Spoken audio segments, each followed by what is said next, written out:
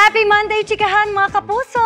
This weekend na ang debut party ni Sparkle Star, Sofia Pablo. Pero bago yan, kabi-kabilang regalo na ang natanggap niya. Ano kaya ang gift na nanggaling kay Allen Ansay?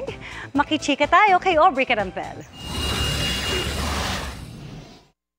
Short but sweet, ang naging birthday greeting ni Allen Ansay sa ka-love team na si Sofia Pablo na nagdiwang ng kanyang 18th birthday noong April 10. At ang regalo raw ni Allen. Napakasimple lang, 200 roses.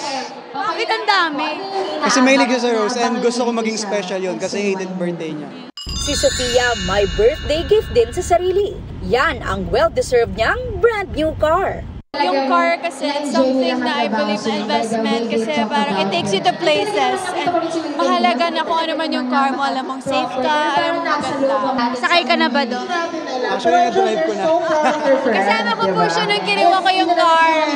Saktong regalo rin para kay Sofia ang pagbibidahang serye sa GMA Afternoon Prime na Prinsesa ng City Jail. Very matured nga raw ang role nila dito ni Allen. Actually, very excited kami kasi magti-taping na kami sa bagong show namin. It's been 2 years since nag-taping kami ng teleserye. Kumbaga, we've done many shows na like Sparkle, Hero, Women Before 7, pero iba kasi kapag teleserye.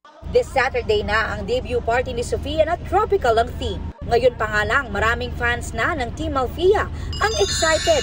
Lalo't may patikim na si Sofia sa kanyang pagiging beach goddess sa kanyang pre-debut pictorial sa Taiwan. Super saya and talagang in-enjoy ko lang yung moment kasi sabi nga po nila, every year of course my birthday ka pero iba kasi yung 18. So talagang I gave it my all. Bago yan, full support din ng Team Alfia sa movie ng kanilang makaka-love triangle sa Prinsesa ng City Jail na si Will Ashley. Kung saan kasama pa nila ang iba pang Sparkle Stars na dumalo sa premiere night ng pelikula ng aktor na X and Y. Aubrey Carampel, updated sa Showbiz Happenings.